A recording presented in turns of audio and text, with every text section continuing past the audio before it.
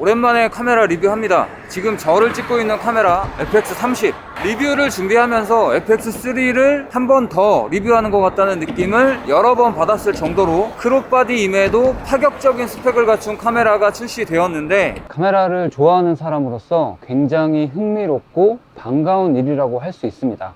이 FX30은 단순히 성능 좋은 크롭 센서 카메라 라고만 하기엔 그 이상의 의미를 가지고 있습니다. 동종업계의 암묵적인 룰을 박살내버린 카메라가 바로 소니의 시네마라인 크롭 센서 카메라 FX30인데, 이런 얘기 잠깐 하고 넘어가는 것도 이 FX30에 대해서 좀 더 흥미롭게 바라볼 수 있지 않을까. 풀프레임과 크롭, 일단 소비자 입장에서 풀프레임이라고 하면 전문가들이 사용하는 고성능 카메라, 크롭이라고 하면 비전문가, 일반인에게 중점을 둔 접근성 좋은 카메라 라는 이미지가 일반적으로 심어져 있습니다. 실제로 센서 크기에서 오는 성능 차이, 화각, 심도, 저조도 등등 크롭보다 풀프레임이 좀 더 나은 결과물을 제공하죠. 그래서 가격 또한 보통 2배? 많게는 그 이상 차이가 납니다. 또 한편 휴대폰 카메라 기술이 엄청나게 발전하면서 크롭, 하이엔드 카메라 포지션은 소비자들에게 점점 외면받게 되었습니다. 휴대폰은 필수품이지만 카메라는 여전히 사치품에 속하고, 휴대폰 카메라가 이렇게 좋은데 굳이 돈 들여가며 번거롭게 카메라를 따로 들고 다닐 필요가 있나?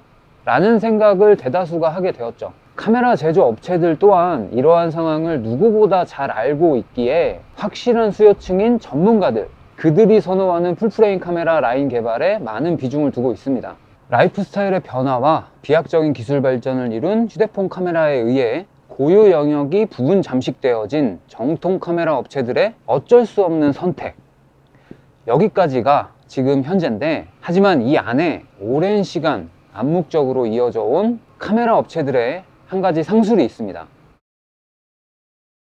아까 이야기했듯이 풀프레임과 크롭의 가격 차이는 대략 2배, 많게는 그 이상 차이가 나는데, 풀프레임이 크롭보다 가격이 비싼 이유 라고 하면 설계비, 연구비, 개발비, 생산비 등의 여러 이유가 있지만, 그중 중요한 부분을 차지하는 게 바로 이미지 센서. 이미지 센서는 웨이퍼라고 하는 원판형 반도체의 조각인데, 말 그대로 원형의 판이고 정해진 크기가 있기 때문에 사각으로 잘라낼 시 나올 수 있는 이미지 센서의 개수는 한계가 있습니다. 하여 하나의 웨이퍼에서 나오는 이미지 센서 개수는 크롭보다 풀프레임이 상대적으로 적으며, 크기가 클수록 분량률도 높기 때문에 비싸다가 이유, 이렇게들 알고 있을 거예요. 근데 사실 풀프레임이나 크롭이나 생산 단가 자체는 큰 차이가 없습니다. 기술 개발이라는 영역이 큰 영향을 미치는 거지, 핵심 부품들의 원가는 얼마 차이 안 난다. 풀프레임은 명분이 있는 만큼 기술비에 대한 가격을 높게 책정할 수 있지만,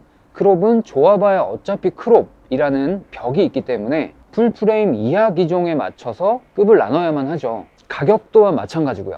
가격은 높게 측정할 수 있는데 생산 원가는 크롭과 큰 차이가 없는 풀프레임은 크롭보다 마진율이 높습니다. 마진율이 높기 때문에 많은 카메라 업체들이 풀프레임에 주력하는 거고, 풀프레임은 포지셔닝상 프로페셔널을 지향하다 보니 살 사람은 사게 되는, 사야 하는 이런 구조가 성립되는 거죠. 이에 비해 크롭 라인은 상대적으로 마진율도 떨어지는 데다 휴대폰에게까지 위협을 받다 보니 여러모로 어려워집니다. 이게 안 되는 거죠. 이런 이유들로 제조사들은 크롭보단 풀프레임을 많이 팔기 위해서 크롭 개발에 소홀한다거나 렌즈군에 제한을 둔다거나 이런 식으로 크롭바디 사용자가 풀프레임으로 넘어오게끔 유도를 합니다. 이 렌즈, 이 기능 쓰고 싶어? 그럼 자, 여기 우리 풀프레임 카메라 쓰면 돼. 이런 방식이 카메라들 업체들끼리의 암묵적인 룰로 자리하고 있었어요. 근데 그런 입장, 이해관계를 딱 깨버린 게 이 FX30. 소니 입장에선 큰 그림을 그리기 위한 명분, 타사 브랜드들 입장에선 빌런, 소비자들 입장에선 기술을 새롭게 개발해 넣는 건 어렵지만 이미 있는 기술을 적당히 줄이거나 빼는 건 전자보다는 어려운 일이 아닙니다. 이미 만들어 놓은 기술을 재사용하는 거니까 돈이 적게 든다는 뜻이죠. FX3와 껍데기 완전 똑같습니다. 기술 개발비 세이브, 디자인비 세이브, 금형비 세이브. 크롭 이미지 센서이기 때문에 생산 단가 절감, 시네마 라인 라벨링을 통한 명분까지 챙기면서 크롭 이미지 센서이기 때문에 적절히 조율된 가격으로 소비자들의 관심까지. FX30은 타사 브랜드 포함 크롭바디 동급 최강 스펙임은 물론이고 웬만한 풀프레임 바디 사양도 뛰어넘는 생태계 교란종 카메라입니다. 풀프레임 성능인데 가격은 크롭인 카메라. 근데 거기에 시네마 라인으로 출시된 데다가 심지어 FX3 디자인. 어찌 보면 풀프레임을 위한 구색이었던 크롭은 이번 소니의 FX30를 통해 풀프레임과 크롭이 더 이상 전문가, 비전문가의 영역이 아닌 취향과 기호의 영역으로 변화하는 그 시작점의 위치가 아닐까 생각하고, 이 영향을 받아 앞으로 타사 브랜드들이 어떤 스탠스를 취할지 궁금해집니다. 근데 아무리 스펙이 뛰어나고 상징적인 의미가 있다 한들 실제로 내게 필요한 카메라인지 아닌지, 어떤 포지션에서 어떤 용도로 어떤 사용자가 구매하면 좋을지 안 따져볼 수가 없죠. 자, 그럼 지금부터 FX30 리뷰 시작하겠습니다. FX30은 바디 단독 상품과 XLR 탑핸들이 포함된 상품 두 가지로 출시되었습니다. FX3와 외관이 동일하다 보니 카메라 케이지는 물론이고 FX3의 XLR 탑핸들도 이렇게 호환이 됩니다. FX30 구매를 고려하는 분들 중에 바디 단독 상품과 탑핸들 포함 상품 둘 중에 뭘 살지 고민되는 분들이 계실 거예요. 이 XLR 탑핸들 마이크에 대한 자세한 리뷰가 궁금하신 분들은 제 지난 영상 참고하시면 도움이 되실 거고, 지금까지 이 XLR 탑핸들을 사용해본 개인적인 소감을 간략히 말씀드리자면, 콘덴서 마이크를 사용하는 분들이라면 강추하고, 왜냐면 콘덴서 마이크를 카메라와 직접 연결하려면 중간에 여러 가지 필요한 장치들이 많아요. 번거롭습니다. 그렇다고 오디오를 따로 녹음하자니 후보종의 싱크를 맞춰야 하죠. 더 번거롭습니다. 근데 이 XLR 탑핸들이 있으면 선 하나로 그냥 다 해결되기 때문에 정말 편리하고, 다음으로 탑핸들 분리 결합이 엄청 편리합니다. 카메라 케이지랑 탑핸들 중간에 퀵 릴리즈 쓰고 한 개, 두 개 추가로 달리다 보면 계속 무거워지고, 그렇게 풀 세팅 하지 않아도 되는 미니멀한데 편리한 그런 점이 정말 매력입니다. 근데 다른 거 다 차지하고 나는 XLR 마이크 쓸 일이 없다 라고 하면 굳이 그 금액을 더 줘가면서 살 필요는 없다고 생각해요. 샷건 마이크나 탑핸들이나 그 금액만큼 좋은 대체제들이 많이 있으니까. 좀 더 외관을 살펴보겠습니다. 제 유튜브 촬영 시 기본 셋업이에요. 이렇게만 들고 다녀도 이게 FX3인지 30인지 구분하기가 어렵습니다. 외관상 다른 점을 찾아보자면 나사홀과 이 스트랩 고리 색상이 다르고 전면부에 IR 센서가 사라졌어요. 그것 말고 외적인 차이점은 찾아볼 수 없고, HDMI 단자를 포함한 여러 포트들도 동일하고 배터리도 FX3와 같습니다. 메모리 카드 슬롯은 총 2개, 각각 CF 익스프레스 A 타입과 일반 메모리 카드를 넣을 수 있는 듀얼 슬롯이고, 그 외 각종 물리 버튼 및 역할들은 모두 FX3와 동일했습니다. FX30의 메뉴 인터페이스 화면입니다. 최신 바디답게 새로운 디스플레이 화면이고요. 제가 FX3를 보면서 동일하게 FX30을 세팅했는데 거의 동일한 메뉴 구성이었고, 몇몇 FX30에만 있는 기능이 있었는데, 포커스 맵, AF 어시스트, 브리딩 보정. 포커스 맵은 외부 모니터가 없을 때 맑은 날 야외에서 MF 모드로 촬영 시 피킹 표시 보면서 초점 잡기가 많이 힘듭니다. 그럴 때 포커스 맵을 활용하면 굉장히 편리합니다. AF 어시스트 기능은 어느 정도 포커스 이동만 해주면 카메라가 대상을 파악해서 초점을 맞춰주는 그러한 기능이고, 브리디 보정 기능은 포커스를 이동할 때 화면이 울렁이는 현상을 잡아주는 기능입니다. 이렇게 가장 최근에 나온 영상용 풀프레임 바디인 α7M4에 들어있는 신기능들은 다 들어있는데 딱 하나, 소프트 스킨 효과가 FX30에는 없습니다. 이게 좀 아쉽네요. 브이로그도 찍는 유튜버들한테는 꿀기능인데. 자, 그럼 이제 FX30의 주요 기능에 대해서 알아보겠습니다. 먼저 이미지 센서 슈퍼 35mm 이면 조사용 APS-C CMOS 센서를 탑재했습니다. 사진 2600만 화소, 동영상 4K 최대 120프레임, FHD 240프레임까지 촬영 가능합니다. 사둘둘 10비트 내부 레코딩 가능하고 시내 EI 모드 사용 가능합니다. ISO 감도 100에서 32000, 듀얼 ISO 구간 800과 2500, 카메라 내부에서 럿 적용 이미지 확인 가능하고, 리얼타임 트래킹 오토포커스, 크리에이티브 룩, 바디 내 오축 흔들림 방지 기능, 방진 방적, 마그네슘 합금 바디에 쿨링팬까지. 이렇게 스펙만 나열해 놓고 봐도 이게 크롭 바디라고 할 정도로 꽉꽉 차 있습니다. 하나하나 살펴보면 먼저 이번에 새로운 이미지 센서 탑재. 제가 알기로 이면 조사형 이미지 센서는 소니 크롭바디 중에서 처음인 걸로 알고 있는데 뭐 이게 처음이다 아니다 뭐 그게 중요한 건 아니고, 이면 조사형은 적층형보다 2배 정도 더 빛을 받아들이기 때문에 해상력도 더욱 좋고 저조도에서도 유리한 결과물을 얻을 수 있습니다. 2600만 화소의 사진 촬영, 뷰파인더가 없는, 더군다나 영상용 시네마 카메라에서 사진을 찍을 일이 있을까? 화소수가 큰 의미가 있을까? 라고 생각할 수 있지만 글쎄요, 저는 1200만 화소 FX3로도 사진 종종 찍고 원하던 원치 않던 현장에서 찍게 되는 경우도 있는데, 스틸 촬영 정도는 충분하고 FX30 원바디 구성인 분들도 있을 텐데 사진 2600만 화소기는 무쓸모가 아닌 충분한 가치 있다고 봅니다. FX3가 1200만 화소, α7 M4가 3300만 화소, FX30이 2600만 화소, 나쁘지 않잖아요. 동영상 6K 오버샘플링 된 4K 24프레임, 30프레임, 60프레임, 120프레임 사용 가능한데 120프레임만 6K 오버샘플링이 아닌 일반 4K이고 거기에 1.65배 크롭이 있습니다. 이 정도 크롭이에요. 그리고 XAVC HS에서는 30프레임 촬영은 안 되고 나머지 24프레임, 60프레임, 120프레임 촬영만 가능하고, XAVC S에서 24프레임, 30프레임, 60프레임, 120프레임까지 촬영 가능합니다. α7 M4가 4K 60프레임까지만 촬영 가능한데 크롭이 되죠. 근데 크롭 바디인 FX30이 4K 120프레임 촬영이 가능하다는 건 꽤나 놀랄만한 스펙입니다.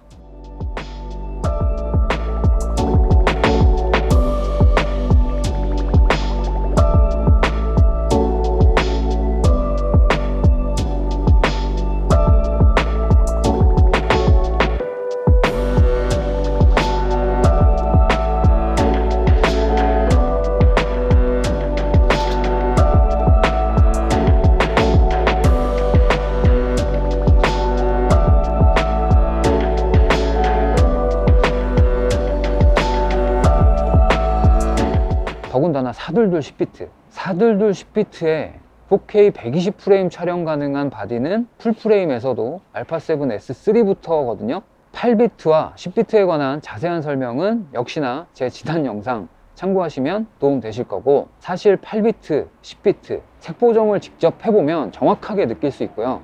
S로그 사용자라면 더더욱 10비트의 매력은 배가 될 거고, 개인적으로 영상을 지속적으로 다룰 사람이라면 현 시점 4K와 10비트는 필수라고 생각합니다. 거기에 120프레임 촬영이 가능하다는 건 FX30을 선택하는 데 있어서 결정적인 요인이 아닐까 생각합니다. 그리고 다음, 시내 EI 모드. 시내 EI 모드에 대한 자세한 설명, 이것도 제 지난 영상 참고하시면 한 방에 정리되실 겁니다. 시내 EI 모드는 α7 S3에도 없어요. 아마 시네마 라인과 구분짓기 위한 기능이라고 생각되는데 뭐 넘어가고, FX30은 듀얼 ISO를 가지고 있습니다. 800과 2500 이렇게 두 구간인데, 듀얼 ISO가 있다는 건 결과물적으로 큰 장점이고 심적으로도 쫄림이 덜합니다. 든든해요. 근데 2500이라는 게 좀 막상 실제로 써보면 범위가 너무 좁다는 느낌적인 느낌 아닌 느낌이 드는 느낌입니다. 800에서 한 스탑 반인 거잖아요. 제가 이거 받자마자 다음날 새벽에 촬영을 했는데 뭔 생각이었는지 듀얼 ISO 구간이 800이랑 3200으로 알고 있었거든요. 그렇게 알고 썼을 때도 800에서 3200은 좀 폭이 좀 좁다고 느꼈었는데 2500이었네요. 아이 띠빵 새끼야! FX30 듀얼 ISO 구간은 800과 2500이다. 저같이 바보처럼 헷갈리지 않길 바랍니다. 아니, 기왕 하려면 두 스탑 해주지 한 스탑 반에서 끊는 건 또 뭐야? 125, 160, 200, 250, 320, 400, 500, 640, 800, 1000, 1250, 1600, 2000, 2500, 3200, 4000, 5000, 6400, 8000, 10,000, 12,800, 16,000, 20,000, 25,600, 32,000, 800, 1000, 1250, 1600, 2000, 2500, 3200, 4천, 5천, 6,400, 8천, 10,000, 12,800, 16,000, 20,000, 25,600, 32,000.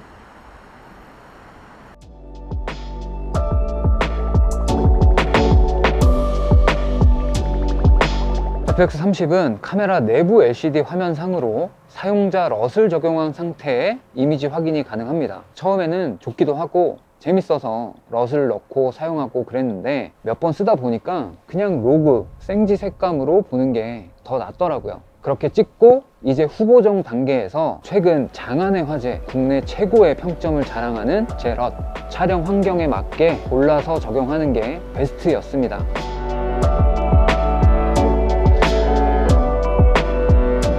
그리고 럿을 입힌 상태 그 색감 그대로 결과물을 바로 추출할 수도 있는데 방법은 시내 EI 모드를 끄고 픽처 프로파일로 가서 밑으로 쭉 내려보면 사용자 모드가 나옵니다. 여기에 미리 사용자 럿을 적용시킨 뒤에 선택을 하고 촬영을 하면 해당 럿이 적용된 상태로 결과물이 나오게 됩니다. 저도 이렇게 세팅해 놓고 조리개 우선 모드로 두고 유튜브 찍을 때 한번 써봤는데 경우에 따라 그냥 유튜브 용도라면 나쁘지 않은 것 같습니다. FX30은 FX3, FX6와 같은 컬러 사이언스를 사용합니다. 그렇다는 건 제 럿을 강력 축소. 소니의 AF 성능은 이야기하지 않아도 타사 비교 불가 최고기 때문에 넘어가겠습니다. 바디 내 오축 흔들림 보정. FX30의 손떨방은 없음, 표준, 액티브 이렇게 나뉘는데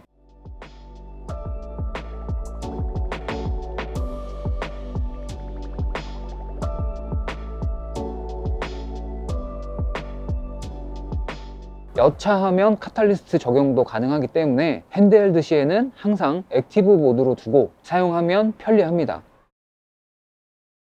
FX30은 크롭바디임에도 풀프레임급 이상의 고사양 스펙을 가진 카메라입니다. 시네마 라인인데다가 외형적으로도 FX3와 동일하기 때문에 어쩔 수 없이 FX3와 비교되기도 하고 성능 대비 합리적인 가격으로 인해 그와 비슷한 가격대의 α7 M4와도 많이 비교할 수밖에 없는 카메라입니다. 그럼 과연 누구를 위한 카메라인가? 입문자용? 전문가용? 뭐 어느 쪽이든 성능 좋은 카메라를 선호하는 건 마찬가지일 텐데 단지 전문가들은 그걸 통해 수익을 창출하니까 스펙만 받쳐준다면 가격이 비싸도 구매할 수 있는 거고 일반인이나 입문자들 같은 경우는 성능도 성능이지만 무엇보다 가격이 가장 중요하지 않을까라는 생각인데 FX30은 성능 대비 가격, 가성비라는 말도 사용하기 미안할 정도로 정말 잘 나온 카메라라고 말씀드릴 수 있고 이 카메라는 기변 같은 거 신경 쓸 필요 없이 충분히 배우면서 본인이 앞으로 알아가게 될 것들 기술적으로 다 가능하게 만들어주는 카메라입니다. 영상에 관심이 있거나 영상 제작자가 꿈인 분들, 꾸준히 배우면서 실력을 키우고자 하는 분들께 더할 나위 없는 카메라라고 말씀드리고 싶네요. 크롭에 대해서는 어떻게 생각하냐고요? 크롭은 광각에서는 불리하지만 망원단으로 갈수록 유리해집니다. 풀프레임보다 1.5배 더 땡길 수 있으니까요. 그리고 솔직히 이 FX30이 가지고 있는 스펙을 두고 크롭이냐 풀프레임이냐 이걸 따지는 게 과연 의미가 있나 싶습니다. 이 정도 스펙의 카메라한테는 사실 풀프레임과 크롭, 전문가, 비전문가로 나눌 게 아닌 취향과 선택의 영역이라고 인정해도 되지 않나 싶고 그리고 α7 M4와 FX30 정말 많이 비교하는데 나머지 차이점은 유의미한 게 없으니 이걸 중점적으로 본인에게 맞는 선택하시면 될 것 같아요. 저라면 상업용, 유튜브용, 취미용 종합적으로 선택합니다. 고민거리가 되나 이게? 소니의 시네마 라인 크롭 센서 카메라 FX30 정말 흥미롭고 매력적인 카메라가 나왔습니다. 과연 파격적인 만큼 실소비자들에게도 긍정적일지 큰 관심이 가고 이 FX30을 통해서 다른 카메라 업체들도 느끼는 점이 있었으면 좋겠다는 생각을 해봅니다. 캐논은 일단 좀 렌즈부터 컴팩트하게 만들어야 뭐가 될 것 같고 파나소닉은 저 광고 좀 하늘도 대체로 맑은 날이 많고 영상 찍고 놀기 참 좋은 날씨입니다. 육아를 핑계로 영상 빠릿빠릿하게 올리지 못해서 구독자 여러분들께 진심으로 사과 말씀드리고 여러분들 환절기 일교차로 인한 건강 유의하시길 바라면서 저는 다음 영상에서 뵐게요. 안녕.